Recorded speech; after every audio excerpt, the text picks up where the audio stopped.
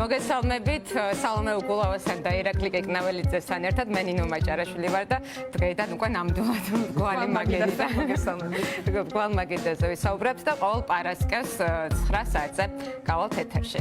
დავიწყოთ მოკლედ გადაცემა თვითმმართველობის არჩევნების მეორე ტურის შემდეგ ქვეყანა კიდევ უფრო ღრმა პოლიტიკურ კრიზისში შევიდა. გასაკვირი არც არის ეს კრიზისი პოლიტიკური მართლმსაჯულების დასრულება და სამართლიანი არჩევნები თუ განმუხტავდა ჩვენ კი ორივე შემთხვევაში საპირისპირო მოცემულობა გვაქვს. მას შემდეგ რაც არასანდო ოფიციალური შედეგებითაც კი ოპოზიციასა და ხელისუფლებას შორის მინიმალური სხვაობა ახალი საპროტესტო ტალღა დაიწყო. გასულ დღეებში ნახეთ როგორც აქციები, ასევე ინდივიდუალური პროტესტის აქტები. რა განაპირობებს საქართველოს მოქალაქეების პროტესტს? მიზეზების არჩევანი მრავალფეროვანია. გთავაზობთ 11 ფაქტორს, რომელთაგან თითოეული ცალ-ცალკე და ყველა ერთად მიუთითებს, რომ თქვენი პროტესტი ლეგიტიმური და სამართლიანია და ის უნდა გაგრძელდეს. დავიწყოთ პირველით. საქართველოში მართლმსაჯულებას ქართული ოცნება განაგებს. ციხეში მჯდომი მესამე პრეზიდენტი 36 დღეში მშილობს, მას კი სამედიცინო დახმარებას კვლავ დისკრიმინაციულად უზღუდავენ. მეტიც ხელისუფლებას ანტიჰუმანურობა და ცინიზმი სახელმწიფო პოლიტიკის რანგში აქვს აყვანილი. ისინი მოშიმშილე ადამიანს დასცინიან და სიცოცხლის დღეებსაც უთვლიან. ეს ხდება ღიად, საჯაროდ, მათივე ფავორიტი და კონტროლირებადი მედიების ეთერით. მოусმინოთ ვიდეოს. 3 ლიტრი ლიმონადი რო დავლიო, მეც გავხდები ალბათ ცუდად. 3 ლიტრი ლიმონადი უნდა და სხვა სახელმწიფო სერვისი მისი უფლებაა. ადამიანის უფლებაა. ესე გაგვიგია ყველას ხომ 40 დღეძლებს ადამიანი 51 დღეს ველოდები და ჯანსაღად იქნება ეს ადამიანი დარწმუნებული ვარ და მე რა უნდა ვილაპარაკოთ, მე ჩვენ სალაპარაკო აღარ გვექნება მე და თქვენ და რამდენიმე ტელევიზიის. ძალიან რთული მოსასმენია ასეთი. კი, განსაკუთრებით ის როცა შეგვიძლია გავიხსენოთ მაგალითად კანონიერ ქურთ ტარიელ ფოცხვერიას სამართლიანად და როგორც საჭირო იყო ისე როგორ მკურნალობდა საქართველოს სახელმწიფო სამოქალაქო საავადმყოფოში. და ამჯერად ქვეყნის მესამე პრეზიდენტს ამაზე უარს ეუბნება. ხო, სტატისტიკასაც რო შევხედოთ, პატიმრები ძალიან ბევრი ყავთ სამოქალაქო საავადმყოფოში გადაყვანილებს. კი ბატონო, და რა გასაკვირია, რომ ასეთ ქვეყანაში ადამიანური ღირსება და უფლებები გათელილია, ეს იგრძნობა ყველგან და ყველაფერში. ხელისუფლებას აშფოთებს სამოქალაქო გამბედაობის ამ პროტესტის აქტები. მაგალითად, ისინი ელენე ხოშტარიას, რომელიც სააკაშვილისთვის შესაბამისი სამედიცინო მომსახურების გაწევის მოთხოვნით შიმშილობს, დასცინიან. ამიწროვებენ ისინი მათ, ვინც სისტემას ამხელს, როგორც ეს მოხდა იზა ჩირგაძის შემთხვევაში. რეგისტრატორის, რომელმაც გაყალბება ამხილა. ძალის გამოყენებით აკავებენ მათ, ვინც ამას აპროტესტებს. აი რა უქნეს ქუთაისის ვიცემერობის კანდიდატს იმედა გლიაშვილს, რომელიც სუსტან მამხილების გაჩუმებას აპროტესტებდა. მოდი ვიტო მოეხმარ, მოდი გადმოიყვან. მოიყვან. არა მეთქი. არა მეთქი. არა მეთქი. ორკილი გავადო ხოთი და. გადმოიყვან. იმედა დღეშვენი სტუმარი იქნება და სწორედ ამ გზით იქნება კლიმატი, სადაც ძლიერნი ამოქვეყნისანი თავში ურთხამენ და ცდილობენ დაამცირონ ყველა, ვინც სისტემას თვალში არ მოდის. ამის კარგი ილუსტრაცია ფოთში მომხდარი ამბავი, როცა ბაზრის დირექტორმა აგინა და ქურდებთან საქმის გარჩევით დაემუქრა ოპოზიციის წარმომადგენელს, რომელიც მასთან გარემოვაჭრეთა მოთხოვნების გადასაცემად მივიდა.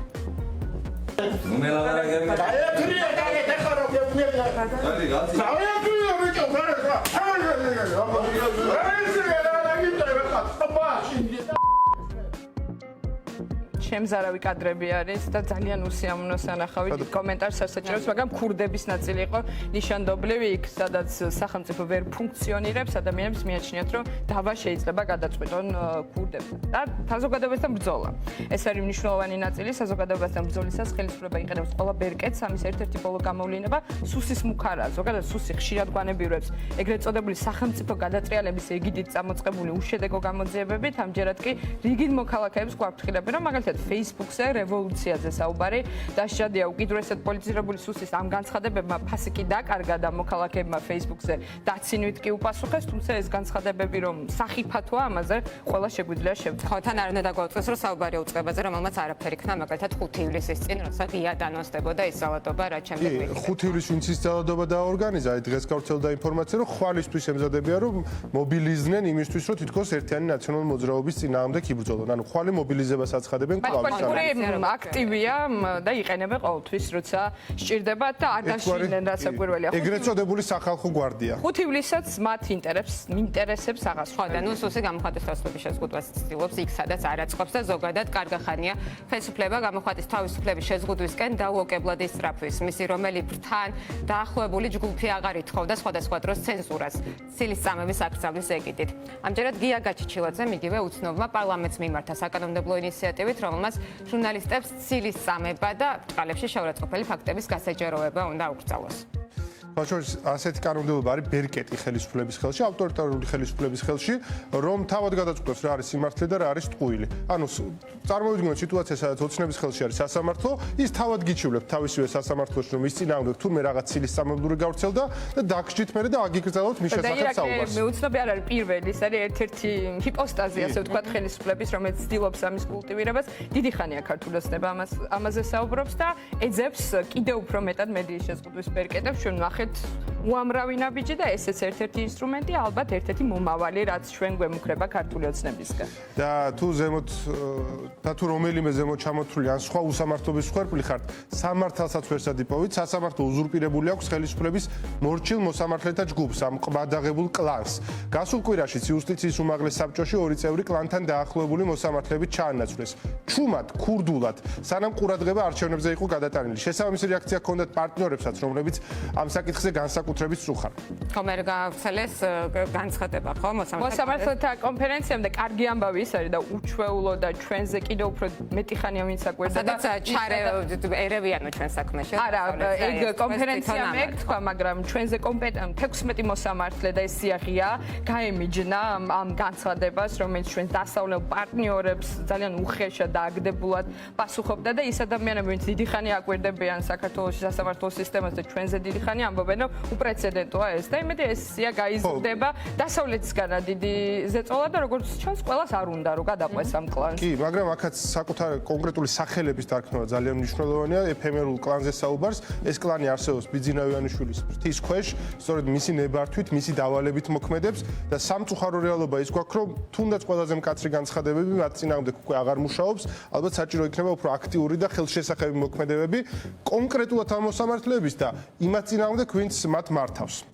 და ხელისუფლების შტოებზე საუბრობ და ხელისუფლების ყველა შტოსთან ერთად ყველა ძირითადი ინსტიტუცია სახელმწიფო მანქანის სამსახურშია, რასაკვირველია, მათ შორის პრეზიდენტი სალომე ზურაბიშვილის, რომელმაც 2 დღის წინ ვრცელი ბრიფინგი გამართა, ბევრი ელოდა ამ ბრიფინგს, შესაძლოა გულუბრყვილოდ ჯერ კიდევ ქონდა შენარჩუნებული იმედი, რომ ის რაიმე სასარგებლოს იტყოდა, თუმცა ტელეკადაგება შემოგთავაზა ჭყვის დარიგებას და მისეულ პოლიტიკურ ანალიზს შორის კი მთავარი სათქმელი წვითხრა, აი მოკლედ ნახოთ.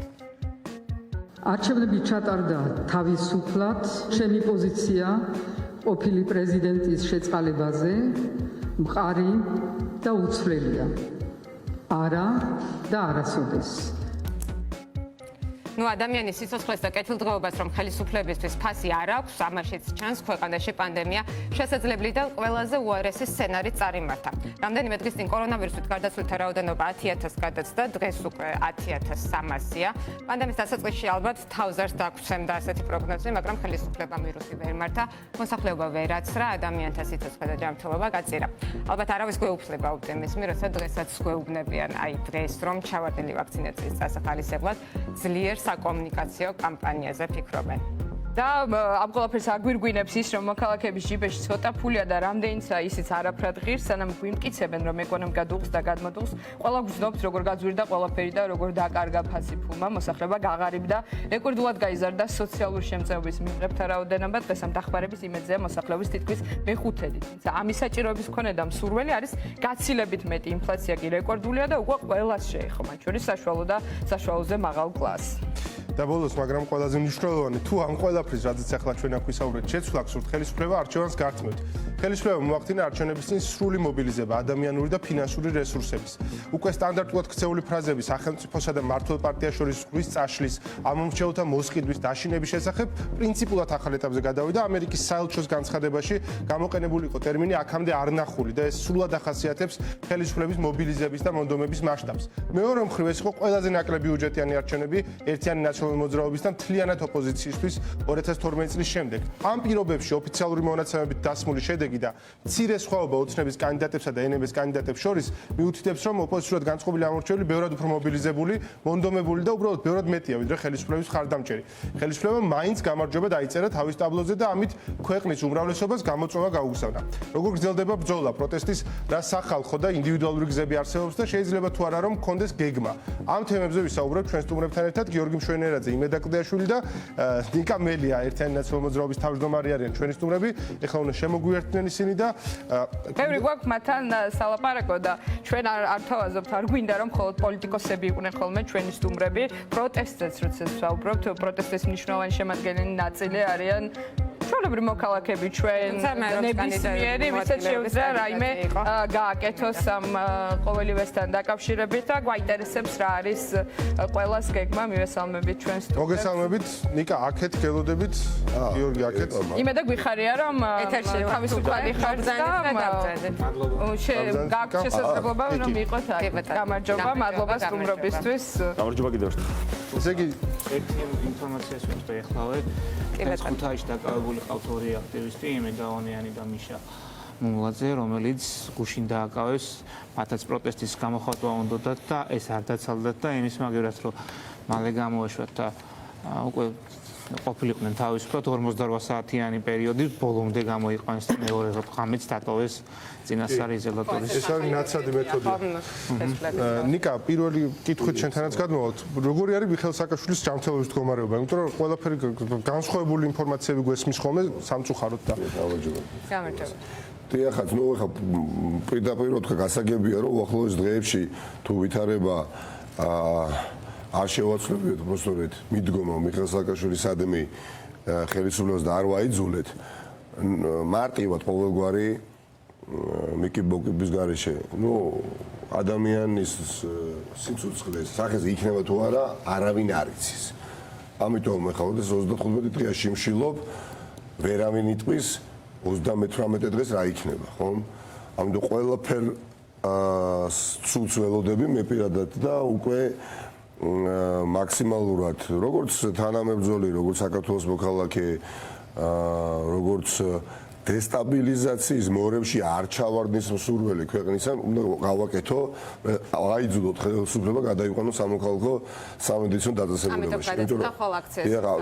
დიახაც, აუცილებელია. პირველი ამოცანა ეს არის. რაც შეიძლება, თუმცა ეს არ ნიშნავს, რა თქმა უნდა, რომ ის საარაკო გაყალბება, ძალადობა, რაც იკადრეს მას 30 ოქტომბერს მეორე პლანზე უნდა გადავიდეს არავითარ შემთხვევაში, მაგრამ ნომერ პირველი ამოცანა უნდა იყოს ადამიანის სიცოცხლის გადარჩენა და ნუ მე არ მიყვარს რომ მე ღიად დავსდო ბრალი რომელიმე ადამიანს სხვა ცალკე აღებული პიროვნების მკვლელ უცდელობაში, მაგრამ ნუ მე ახლა რასაც ვაკვირდები მინიმუმ იმის მოსულნეები არიან რომ მიხეილ სააკაშვილი დარჩეს ხეიბარი და არსებობს ასეთი ხო ეს დაცინვას სხვა იმას არ გვიტოვებს შთაბეჭდილებას ნამდვილად. დიახ, გავითარების მოვლენები შეიძლება იმ დაგვარად გავითარდეს მიხეილ სააკაშვილი ჩავარდეს იმდენად მძიმე მდგომარეობაში ჯანმრთელობის თვალსაზრისით, რომ მისი გადაყვანის შემთხვევაშიც კი საავტობუსში ის სერიოზულად ძალიან ხანგრძლივი პერიოდით მოკლედ არ იყოს ეს ჯანმრთელი და ტექნიკურ კალკულაციას ხო ვერ გააკეთებთ თუ გახდება მერე უშველი. მას მიადგეს, დიახაც მიადგეს გამოუსწორებელი ზიანი მის ჯანმრთელობას. მე უბრალოდ არ ვარაუდობ პროფესიონალებს და კომპეტენტურ ადამიანებს ვკითხე. ამიტომ დიახაც ხვალ იქნება აქცია კონკრეტული მოთხოვნებით, გადაიყვანონ მიხეილ სააკაშვილის სამოქალაქო დაწესებულებაში და ნუ წინააღმდეგ შემთხვევაში ხვალ გაიჟღერებს ჩვენი გეგმა მომდევნო პერიოდში რა იქნება. ეს რაც შეეხება მიხეილ სააკაშვილს, რაც შეეხება იმ გაყალბებას. ახლა საუბრობდით სანამ ჩვენ ეთერში შემოვიდიოდით, ნუ კარუსელიც დაატრიალეს და კარუსელის დაატრიალეს. ალბათ სულ სხვა რაღაცა ტერმინია მოსაფიქრებელი ვიდრე კარუსელი. ახლა ვისაც არ ეზარებოდა შედიოდა. სამჯერ 4ჯერ შედიოდნენ უბრალოდ კომისიის წევრები ადამიანურად ოპოზიციის წარმომადგენლები თხოვდნენ რომ უხერხულია მე სამეჯერ ნუ შემოდიხარ და რატომ იყვნენ ასეთი კორექტულები ხო რაღაც პროცესში როდესაც მიიღეს ჩვენი წარმომადგენლები ინფორმაცია რომ გამწვავებისთანავე მათ აძევებდნენ ჩვენ დავალება ქონდათ მიცემული რომ ნუ აყვებით ჩხუბში ნუ შეხვალთ დაპირისპირებაში მაგრამ ნუ გარდაუვალი იყო რაღაცა მომენტში, რაღაც მომენტში გამწვავება, როგორც კი შენ კვეთრად დააფიქსირებდი პროტესტს და საჩივის წერას დაიწყებდი, რომ აი ეს ბატონი მესამე თავის ფუნქციას ეგრე გამოდის, ხო? მათ შორის ოპოზიცია. ვერასრულებდნენ, იმიტომ სხვას აძევებდნენ. როდესაც უკვე კვეთრად აპროტესტებდნენ, აძევებდნენ ჩვეულებრივად, აგდებდნენ ძალდატანებით. ამიტომ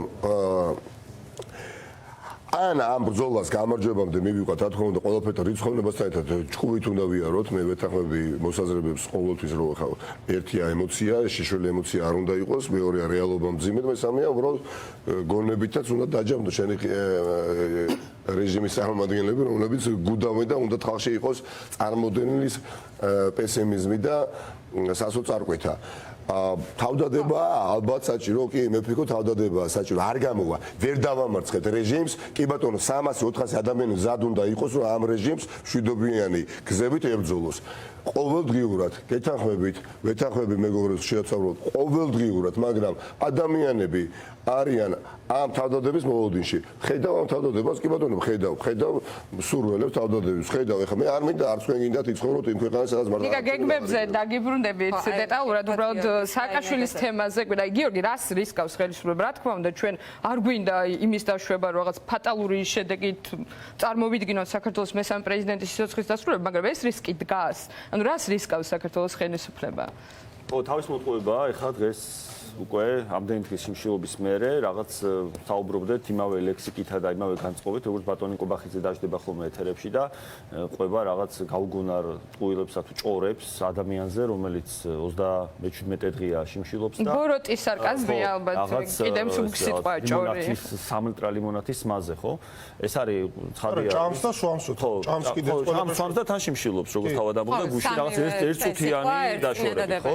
ეხლა სიამოვნოში ეს ერთამეს გვანიშნებს ჩვენ, რომ ხელისუფლებაც თავად შეშფოთებულია ამ ამბით. არა ხელისუფლებამ კარგად იცის, რომ ის უარყოფითი და ძალიან მძიმე შედეგები, რომელიც შესაძლებელია სიტუაციის გაუარესებას მოჰყვეს, მათ დაატყდება პირველ რიგში თავს, მაგრამ მე არ ვნერვიულობ იმაზე, რა მოუვა ხელისუფლებას. მე ვნერვიულობ სახელმწიფოს რა მოუვა და ჩვენ საზოგადოებას. რას რისკავში ამას გულისხმობ ჩვენზე რა შედეგი? ეს საქმე იქნება მიხეილ სააკაშვილის მდგომარეობის გაუარესება ან ლეტალური შედეგი, რომელიც ძალიან უკვე რეალური ჩანს, რაც უფრო მეტი დრო გადის მისი შიმშილობის, იქნება ჩვენი ქვეყნისთვის დამუყველი ისტორიულ კონტექსტშიც იქნება. ჩვენ რა ჩომდგარი ერი ამის დადასტურება იქნება, იმიტომ რომ საკუთარ სახელმწიფოში ვერ მოვახერხეთ ის, რომ თუნდაც 30 წლის თავზე ქოლოდა ისეთი მართლმსაჯულების სისტემა. მაგრამ ახლა რა უნდა გასამართლებული ადამიანი პოლიტიკოსები თავის ეჭვი არ იარსებებდა საზოგადოებაში. ისეთ საკითხია, რომელიც ძალიან მოკლევადაში უნდა ეხლა ხო რაზე ვკამათობთ თან ეგ არის ყველაზე მთავარი. ხო დღეს ვკამათობთ მარტივ რამეზე. ადამიანს ჭირდება ექიმი და კარგი საავადმყოფო და უნდა გადაიყვანონ თუ არა საავადმყოფოში. აი რატო არის ხელისუფლება გაჯინიანებული? დარწმუნებული ვარ, ნებისმიერი სხვა პატიმარი რო ყოფილიყო, ნებისმიერი სხვა პატიმარი, რომელიც არისო პოლიტიკური მოტივებით დაკავებული ციხეში. დღეს კი არა, შიმშილობის მეხუთე დღეს იქნებოდა გადაყვანილი 100 კაციანი აქციის ფონზე. ამას აკეთებს მიზანმიმართულად. სინამდვილეში ეს არის დამატებითი სასჯელი, რომელსაც მიხეილ სააკაშვილს უწესებს ხელისუფლება. და ეს სასჯელი მარტო ის კი არ არის, რომ იქ ვიღაც გაურკვეველი წარმოშობის ხალხს მიუხსევს. სამწუხაროდ ჩემი მშობლიური ქალაქიდან მათ შორის ჩამოიყვანს იქ და მიკროფონში აგინებინებს პატიმარს. არა, დამატებითი სასჯელი არის დაშინება, რომ თუ ის თუდად გახდება გლანის ციხეში გადაიყვანს. და გლანის ციხეში, რომელ ციხეში, იცით სადაც უბრალოდ რეზბალნიცაზე ეგრეთ წოდებულზე ვერ მოხვდები, თუ გლანის ციხე არ გაიარე თვითონ. თუ მერვე დაწესებულება არ გაიარე, ისი არის. როგორ შეიძლება ეს არის ღარიბაშვილის ამოცანა? ამით დამატებით დასაჯოს საზოგადოებას ანახოს, როგორ ყოველდღიურად აგინებინებს ციხეში განთავსებულ კრიმინალებს ადამიანს, რომელიც ასოცირდებოდა კრიმინალთან წინააღმდეგ. გიორგი მახსენე, ჩემი მშობლიური ქალაქია ქუთაისს გულისხმობ. ხო, ქუთაისში. ესე წარმოაჩინეს სხვათა შორის ესეთი ქუთაისი. კი, და ქუთაისი იყო ისიც, აი თიაწულკიანმა თქვა, რომ მილიციელებმა არ უნდა მილიციელების ხელში არ უნდა აღმოჩნდესო. მთელი კამპანია წარმოეს სტატია დეკანონიზაციის ძალიან შეურაცხყოფილია ქუთაისისთვის, იმიტომ რომ არ ვიცი თუ მე ქუთაისში ყოფილა და პირველი სკოლის წინ ჩაულია, ორი დაფა იქ და რავი ადამიანები არიან, ვინც საუკუნე შექმნა და ვინც სხვა ჭუქა თანამედროვე მოდი ესე ვთქვათ, ვინც რასაც რამე გაუკეთებია ამ ქვეყანაში ყველა პოეზიაში, მუსიკაში, ლიტერატურაში და ასე და ამის ყველა მთაწმინდაზე ყავს ეხლა დაკრძალული და უბრალოდ ძალიან ისეთი ნარატივი იყო, რომელსაც თითქოს ქუთაისელებზე გათვლილი, მაგრამ არაფერი ამას ქუთაისელებთან საერთო რეალურად არ აქვს. აი მე მიხარია, რომ გამოჩნდა ქალბატონი იზა, რომელიც მართლა ქუთაისელია და მართლა იმ ქალბატონმა დაამტკიცა, რომ შეუძლია პრინციპული იყოს და იყოს სისტემის მიერ მორწული და არ გააყალბოს და არ მიითვისოს ადამიანის თავისუფალი ნების არჩევანი და დადგეს სიმართლის მხარეს. ესეთები არიან, რა თქმა უნდა, ვაი პროტესტებს საუბრობ ჩვენ მათ შორის მასშტაბურზე, მაგრამ რამდენად მნიშვნელოვანია. თან ეს არ არის ხო მხოლოდ პოლიტიკოსების პროტესტი, პასუხისგებლობას კი არ ვაცდით, მაგრამ მხოლოდ პოლიტიკოსები ვერც იქნებიან ამ ყველაფერზე სადავეს ხელისამღერად და არც უნდა იყვნენ. თორსა უბრალო ადამიანის მიერ გამოხატული პროტესტია, ეს გაცილებით უფრო მეტი მაგალითია და გაცილებით უფრო მეტად გავრცობადია დანარჩენ მოსახლეობაზე, ვიდრე კონკრეტულად პოლიტიკოსი, იმიტომ რომ პოლიტიკოსი ითვლება, რომ მისი საქმე კაკას ეს არის, ზუსტად ეს არის, რომ ეგრე მოიქცეს, მაგრამ აქ არის უბრალო ინდივიდის, უბრალო მოქალაქის პროტესტი, რომელიც გადამდებია ისე, რომ მეტი არ შეიძლება და ამიტომ ნიკასთან დაბრუნდეთ. ნიკა, იმიტომ რომ ნიკა შეიძლება ცოტა ადრეს დაგხვდოს და მე თქვენთან უფრო მეტი დროც გვექნება შესაბამისად. ნიკა, არ ხართ არა, იმიტომ რომ არ ვსეამონებს ახლა. კი, არა, სხვა ტელევიზიებიც. რთული ამოცანების წინაშე ხართ ამ წუთას, იმიტომ რომ თქვენ ხართ ნაციონალური მოძრაობის თავმჯდომარე და ამავდროულად ხართ ამ მთელი კოალიციური მოძრაობის ლიდერი, რომელიც პირველ ტურიდან მეორე ტურამდე უფრო მეტად გამოიკვეთა. ნიკა, თქვენ აიღეთ თბილისში 207,000 ხმა. 2017 წელს 205,000 ხმით გახდა კახი კალაძე ამ ქალაქის მერი პირველივე ტურში. ცოტა უფრო შორსაც თუ წავალთ, აი ლევან გაჩიშილაძე რო თბილისი მოიგო, მაშინ მან 204,000 ხმა იყო. ანუ თქვენ გაცილებით უფრო ფართო ელექტორალურ კოალიციას უდგახართ სათავეში, ვიდრე უბრალოდ ნაციონალური მოძრაობის ამომრჩევლები არიან. როგორ ახერხებთ და როგორ წარმოგიდგენიათ მომავალში ამის ბალანსს? ბევრი რამის ახსნა გიწევთ თანიკა, აი რომ უსმენთ თქვენ გამოსვლას დიდი ყურადღებით უსმენთ. ნაწილი არ მიმართული ნაციონალური მოძრაობის ამომრჩევლებისგან და ნაწილი მესეჯები ზოგადად ოპოზიციურად განწყობილი ამომრჩევლები. დიახ, მადლობა ამ შეკითხვისთვის. ერთი ძალიან რთულია სწორად გამიგეთ, როდესაც ხარ ნაციონალური მოძრაობის არჩეული თავმჯდომარე, ეს არჩევნები რეალურად იყო არჩევნები და არა უბრალოდ ხო, თავმჯდომარეობის სურვილი კონკურენტი გყავდათ. დიახაც. და ამ მდგომარეობაში, როცა ფაქტის წინაშე გაყენებს ხელისუფლება და ამ პარტიის დამფუძნებელს და ლიდერს სიკვდილისპირას აყენებს, ხო? რა თქმა უნდა, უბრალოდ გაცილებით მეტი მოქმედება გჭირდება, მეტი ფიქრი, გააზრებული ნაბიჯების გადადგმა, ვიდრე ოდესმე, ხო? ძიმე უნიკალურად ვითარება შეიქმნა. მეორე მხრივ, რა თქმა უნდა, დიახაც. და აი თქვენ ახსენეთ, მე მგონი აქ აფშორში აღარ არის. შეიძლება ამოხმოს პარტიული პოლიტიკა პრაქტიკულად სანამ მიტაცებულია ყველაფერი, რომ სახელმწიფო გაუჯერდა რაღაცა ფრაზა, რაღაც ფრთიანი ფრაზა გონია, სახელმწიფო მიტაცებული. მართლა მიტაცებულია ყველაფერი. ხო, ამ დროს ახლა ექიმი ხარ, ინჟინერი ხარ თუ სეისმოლოგი ხარ თუ პოლიტიკოსი ხარ, ხო, ჩემი აზრით ერთი ინტერესი უნდა გვაერთია. ამოცანა გასაგებიანი. და მეორე კოალიციური მართლობა რაც კოალიციური გუნდი ახსენეთ. დიახაც, ამავე დროს მიუხედავად იმისა, რომ ყველაზე მსხვილი ოპოზიციური პარტიის თავმჯდომარე ვარ, ნუ ვერ ვხედავ ამ ქვეყნის აი ესეთ მომავალს თქვენ ცოტა მეც რო გამიხარდება და ასეთოსო საქართველოს მოქალაქეს, ანუ მრავალფეროვნების გარეშე რომელი პარტიაც არ უნდა იყოს ერთპარტიულ მმართველობაში, არ მჯერა რომ ქვეყანას წაიყვანს განვითარებისკენ განსაკუთრებით გარდამავალ ეტაპზე. კი ბატონო, ხა ხვალდაზე ხა ვინ დაუშლის რომელიმე პოლიტიკურ პარტიასო პარტიულად მოვიდეს მმართველობაში, თუ კი 50%-იან ზღვას გადააბიჯოს. სიცოცხლის უნარიანია ეს კოალიცია. აი, გიორგი საუბრობს, აუცილებლად. ის რატო კითხულობ, რომ პარტიებიც კი შეიძლება ხოლმე არჩევნებს. არა, იმიტომ რომ იმდენად ცხადი გამოკრის პროცესში ვარ ახლა. კრისტალურად ნათელი და ცხადი გამოწვევები გვაქვს, ყველანი გძნობთ. რომ თუ ამ გამოწვევებს არ უპასუხებთ ჩვენ აზრი არა გათქვილეთ, მოგათქვილეთ, მოვათქვილეთ მაყურებლებს, რომ შეიძლება რამე გამოვიდეს. ნდობა ნულოვანი არის, ხო, ხა სასამართლოსადმი. ეხლა რატომ გონია რომ კოალიციური მმართველობა გადამოვალ ეტაპზე გადამწყვეტია. სასამართლოს რეფორმის გატარების ძალა საკუთარ თავში იპოვოს. თუნდაც დღეს ოპოზიციაში მყოფმა სასამართლო მოსაუბრე რომელიმე ცალკე პოლიტიკოსმა გუნდმა როგორც კი ის მოვა ერთპარტიულად მმართველობაში მეც კი არ მჯერა რომ შეძლებს გაატაროს საჭირო რეფორმა, იმიტომ რომ პრაქტიკამ ცხადყურო ეს ასე არ ხდება. ამიტომ ეხლა რაც პრაქტიკამ უკვე ცხადყურას არ ხდება, რატომ ავიაოთ იმ გზით. იმის შემდეგ, როდესაც CSGO იქნება, მოსამართლე იქნება, პროკურორი იქნება და ასე შემდეგ.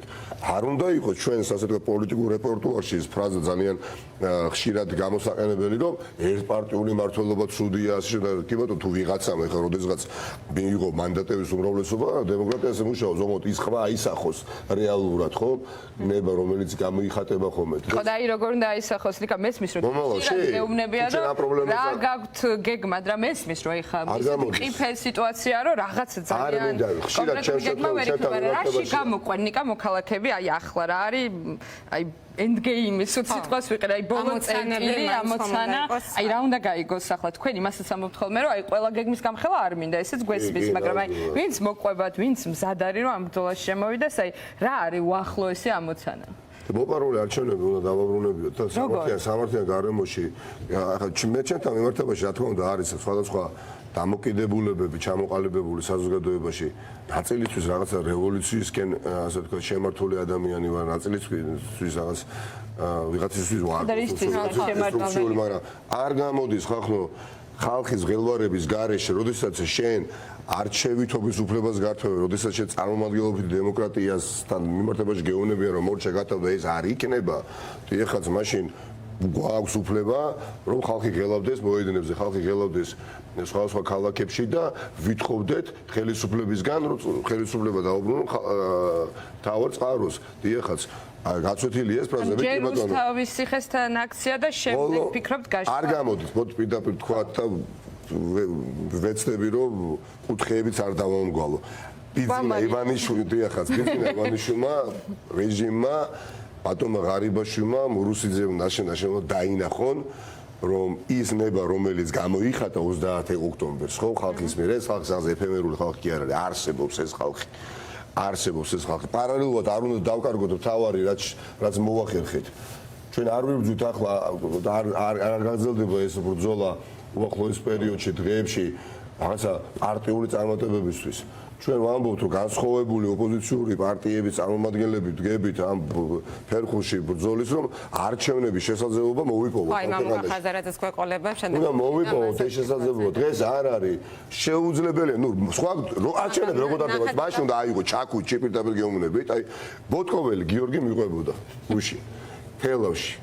ესე იგი პირველ ტურში სოფლები სადაც მოიგეს მოიგო გიორგი მაცე 200 ხმით ჯამოთას 1200 ხმით წავაგეო რესურსი აღარ ყოფნიდაო იმდენი მარშრუტკებით ხო და აი ამოცანა ეს სხვა უნდა იყოს რა უნდა გამეკეთებია ფოცხით უნდა წავსულიყავი და ის მოკრიმინალო ელემენტი რომელიც მეოთხეჯერ უშვებდა ვიღაცა ისიც დატყვევებულ ადამიანს ხო არ გონია თვითონ შედიან ხო აი გასაგებია ნიკა მოკლევადიანი გეგმე მაგრამ ამოცანა გრძელვადიანი მათ შორის ესეც ხო არ უნდა იყოს რომ აი ეგ მხარდაჭერა ისე გაიზარდოს რომ აი ეგ თბილისში მოდი შეიძლება დავასვათ თბილისში დიახაც ეს სიმპტომატურია თბილისში როდესაც ოპოზიციას და არამე ოპოზიციას ამ ხელა მხარდაჭერა აქვს და წარმოგიდგენთ რა თბილისშიც რა გააკეთეს ხო მინიმუმ მე მგონია ყველა ქალაქში 10% როგორც არაფერი ისე მიიმატეს ხო რა თქმა უნდა ეს ყველაფერი უნდა კონვერტირდეს რეალურ მხარდაჭერაში და იქნება საჭირო ქუჩის დემონსტრაციები და არ უმალო ამ ყველაფერს ეს ხალხი უნდა გამოუჩნდეთ ქუჩებში აი რთული ამოცანებით დავიწყე კიდე ერთ კითხვას დავსვამ ანუ ერთი მხრივ არის ამოცანა რომ ჩვენ ძალიან სწრაფად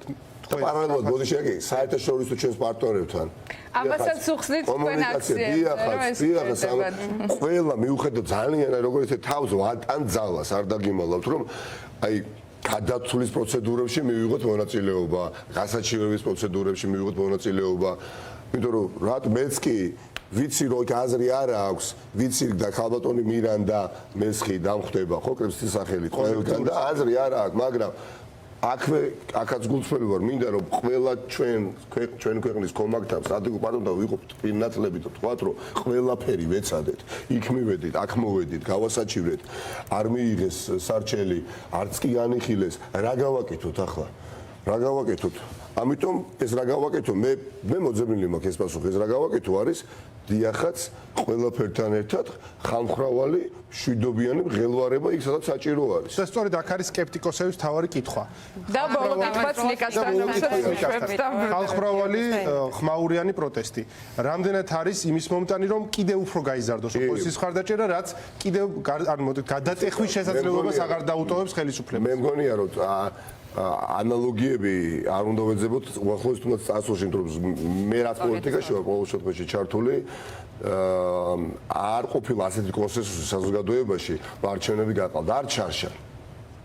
არ ყოფილა შარშანი ამ დოზის კონსენსუსი საზოგადოებაში, არჩევნები გაყალდა. ვიყავ ეხლა ქუთაისში ჩამოსული ზუგდიდში, გიორგი, მეგობრებო, გულობთ თხოვთ და ამიჯო აქციამდე საათნახევრის განმავლობაში მომეცა შესაძლებლობა სხვადასხვა ქუჩებში გამევლო.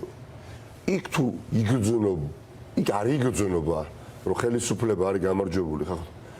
მსგავსი მე არაფერი არ მიგძნია არასოდეს და არანაირი შეძახილები ქუჩაში რომ არ დანებდეთ, იბრძოლეთ ბოლომდე. ეს ეს ხალხი ვარ პარტიული აქცია. ალბათ ზუგდიდის ქუჩებში. არა მხოლოდ ზუგდიდში, ქუთაისში, იგივე ქუთაისში ხა ცხადად მოიპარეს, ხო ხო? ბათუმში ცხადად მოიპარეს. ყველაფრისგან მიუხედავად 1-2%-იანი ამას ბევრჯერ იგივე. შეიძლება ვივიწყოთ ხოლმე პატარა, მაგრამ 400 არა 200 ხმით არის. 200 ანუ ასეთ პირობებში გასაგები ხა არაჩვეულებრივი რამ გააკეთა, ხო?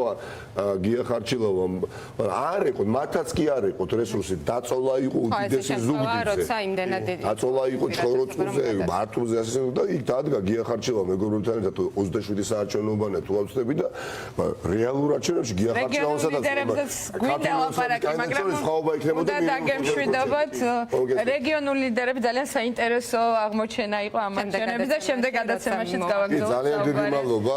დიდი მადლობა ნიკა. რომ არსებობთ.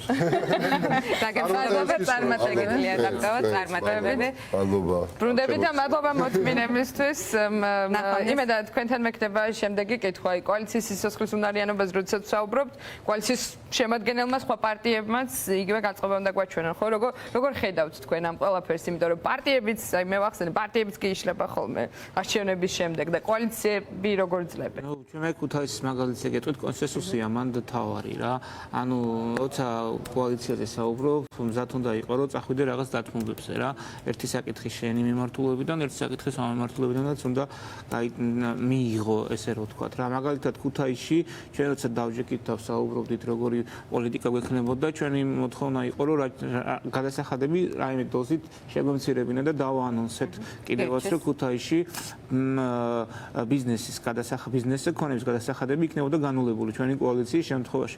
სამაგიეროდ მივიღეთ ის დაპირება, რაც იყო სოციალური პაკეტი მოსწავლეებთან დაკავშირებით. ნუ ეს თბილისშიც მიღებული იყო, ამიტომ ჩვენც გავიზიარეთ. ეს არის კონსენსუსის მთავარი არსი და ძალა, რომ თუ კოალიციაში ხარ, კონსენსუსზე წასვლა უნდა იცოდე. თუმცა კოალიცია ამ ბრძოლაში, აი როგორ ხდება, ხო? აი იგივე გვესმის იქით რევოლუციაზე არის საუბარი, ყველას გვესმის რომ არჩევნების უფლება არის მთავარი ამოსავალი წერტილი, მაგრამ აი თქვენთვის რა არის გამაერთიანებელი მიზანი, რაც კოალიციას აქვს? თავარი მიზანი რაც არის და რაც კოალიციაზე, რატომაც შევთანხმდით ალბათ კოალიციაზე, არის ის რომ საბჭოთა კავშირის მერე ჩვენ გვაქვს ზუსტად ისეთივე ცენტრალიზირებული სისტემა და ის საერთოდ არ შეგვიცვლია რა.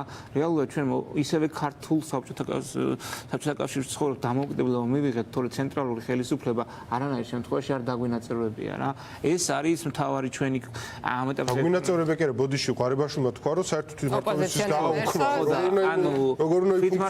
აი თვითმართველობაზე როცა საუბრობდით, მთავარი ყველა რაზეც შევთანხმდით არის ის, რომ ეს ცენტრალური ხელისუფლება არის საურონის ბეჭედივით რა. მოდიხარ, მოიგებ და ეგრევე უკვე ის გმართავს რა და ერთ-ერთი შანსი ეს დაიშალოს და დეცენტრალიზაცია მოხდეს თუ მოვა სხვადასხვა მიმართულებით კოალიციური პარტია, რომელიც კოალიციური შემადგენლობა, რომლებიც ერთი კონკრეტული პარტიის კი არა, რამოდენიმე კონკრეტული პარტიის წარმომადგენლების იქნება და ამ შემთხვევაშია შანსი. მანდაც არ არის 100% რა თქმა უნდა, მაგრამ აქ გაცილებით მეტი შანსია, რომ ეს ცენტრალიზირებული ერთმართველობა დაიშალოს და დანაწევრდეს. ხო, აი, დიდი მადლობა იმენ და გიორგი საუბრობდით ინდივიდუალური პროტესტის მნიშვნელობაზე, მათ შორის წეგანდა. აი, მოსამართლეების ამბავი ამ კუთხითაც საინტერესოა, ხო? 16 მოსამართლე აღმოჩნდა, რომელმაც 18 ღია ოპერაცია ჩვენ თავიდანვე ესე ვთქვით. ოკეი, ესეც შეიძლება თუ არა რაღაცნაირად ჩავთვალოთ გარკვეულწილად ბზარად პროტესტის რაღაცა ტიპის ფორმად, იმიტომ რომ როგორც თქვენ კომპეტენტური ადამიანისგან მესმოდა, საერთოდ ესეთი პრეცედენტიო არ ყოფილაო ჩვენი მართლმსაჯულების ისტორიაში. ცოტა სკეპტიკურ ნაწილს დავუმატებს. სანქციების სხვა არ ეშინათ უბრალოდ ამ. ხო, ანუ მოტივები კიდე სხვა საქმეა რა, მაგრამ გემიდან გაქცევის ამბავი ხო არ არის. ეს 18 ისეთი მოსამართლეა, რომელსაც სანქციების ყველაზე ნაკლებად ეშინია ალბათ ჩვენ სასამართლო სისტემაში. არ ვიტყვი რომ მხოლოდ ეს 18 არის ესეთი მოსამართლე, კიდე არის ოღონდ ვერ ვიტყვი რომ რამდენიმე ათეული სამწუხაროდ.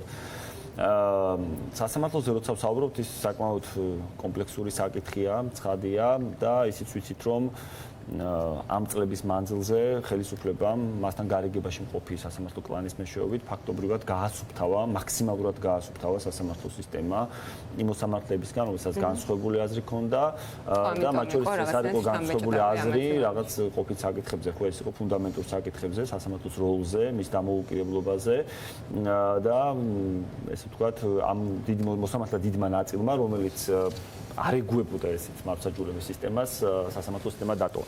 ეს მოსამართლეები არიან ის მოსამართლეები, რომლებთან ნაწილს უბრალოდ წინააღმდეგობაც ვერ გაუწეს. აი ქეთი მესხიშვილზე როცა ვსაუბრობთ მაგალითად, ძალიან ძნელი იქნებოდა ქეთი მესხიშვილი უბრალოდ არ დაენიშნათ კვლავ მოსამართლედ. მიუხედავად იმისა, რომ ამის მოლოდინებიც კი ჰქონდა, რომ ამას შეიძლება მაინც გაეკეთებინათ, ხო? იმიტომ რომ ქეთი არის ძალიან მაღალი აკადემიური მოსწრების ადამიანი, რომელიც არის პროფესორი ამავდროულად, ასწავლის სტუდენტებს, არის ძალიან კარგი მოსამართლე, ნოვატორი რაღაცეებს ხანაირად უყურებს, არ ეშინია სიახლის და რაც ყველაზე მთავარია, ის არ იყო პირდაპირ ასოცირებული და დაკავშირებული იმ ადამიანებთან პიროვნული ურთიერთობებით, რომლებიც მართავენ სასამართლო სისტემას. რატომ? იმიტომ რომ მათ აქვთ ესეთი პრინციპი მართვის. უნდა იყო გაუნათლებელი, რეპუტაცია შელახული და ერთგული. აი ეს არის კრიტერიუმებითაც კლანის მმართველობა მყარდება. ეს მოსამართლეები იყვნენ, რომლებიც გარკვეულ პერიოდში გვერდზე გადგნენ.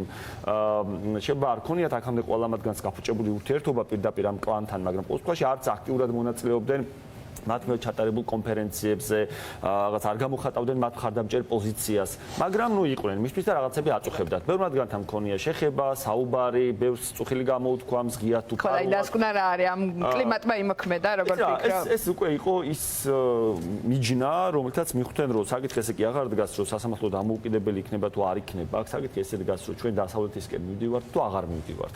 იმიტომ რეალურად მანამდე იყო, რომ გეხმარება ევროკავშირი, გეხმარება ამერიკის შეერთებული შტატები ხარჯავენ ათეულობით მილიონს, მოსამართლეები დაყავთ სასწავლებლად საზღვარგარეთ, რაღაც პრაქტიკებს ანახებენ და უცებ გამოდიხარ და ამბობ, რომ ჩვენ საქმეში რატო ერევი, ხო? ეგ სინამდვილეში დასავლეთი რატო ერევა შენ საქმეში და საუბარი ვენის კონვენციაზე, ხა რას ნიშნავს, ყველას კარგად გვესმის, ასე ლაპარაკობენ რუსეთში და ასე ლაპარაკობენ ბელარუსში. და ერთი დეტალი კიდე რაც მინდა დავაზუსტო. და ამ მოსამართლეებიდან ვიდრე ლაპარაკობთ, ვინ არის, იცი, მაგალითად თავმჯდომარე იმ ადმინისტრაციული კომიტეტის, ვინც ეს განცხადება დაწერა. აი გასულ წლების წინ, თვეების წინ მოსამართლეზე ლაპარაკობთ საკუთარი სახლი რო დედას გადაუბრუნდა. ეს არის. აი ეს ხალი წერს ამ ეს არის კომიტეტის თავმჯდომარე, ვინც ამას წერს. მაგალითად, იმ კომიტეტიდან ერთ-ერთი მოსამართლე გუშინ იუსტიციის უმაღლესმა საბჭომ უზენაეს სასამართლოს მოსამართლეობის კანდიდატად გადაიყვანა. ანუ სინამდვილეში ეს არის კლანის განცხადება, რომელიც გააკეთა და ცხადია არჩევანი დაუდგათ ამ ადამიანების მარტივი. ეხლა არის დრო ყველასთვის, მათ შორის ვინც ეხლა სასამართლოშია და გვისმენს. ეხლა არის დრო. ისინი რჩებიან რუსულ რეჟიმზე გადასული ავტორიტარიზმის მსახურებად, თუ ახლავე შეუძლიათ ძალიან მარტივი სიტყვით ემიჯნები გავიდნენ გვერდზე. დიდი მადლობა გიორგი, მე და რამის დამატება ხარ კიდე 30 წამი. აი მართლა ძალიან კარგი პრეცედენტი შეიქმნა, რომ გამოჩნდა მოსამართლეთა გუნდი, რომელიც არ ეგუება იმ მოსამართლობას, რაც იქ არის ეხლა დღეს კლანის მიერ მოწყობილი და პროტესტის მკაფიო ფორმა აირჩიეს და ამისთვის პირველ რიგში დიდი მადლობა მათ და ეს ყოფილიყოს გავრცელებული. გიორგი მეც კურსი ახსენა, ხო? აი ყველგან დგება საბოლოოდ ეს არჩევანი, რა გზას ადგება საქართველო, ხო? და ეს გადავიდა მათ შორის სასამართლო სფეროშიც, ანუ მკვეთრად ანტიდასავლური რომ დაადგა ეს ბევრს აწუხებს, ხო? შეხედო საზოგადოებამ თვითონ ყველა ეს არის დასავლური ორგანიზაციები, არასამთავრობო ორგანიზაციები, პოლიტიკური პარტიები, არის ყველა ვინც არის დასავლური არის ერთ ფლანგზე და ვინ არის მეორე ფლანგზე. ძალიან დიდი მადლობა რომ საინტერესოებისთვის გემშვიდობებით.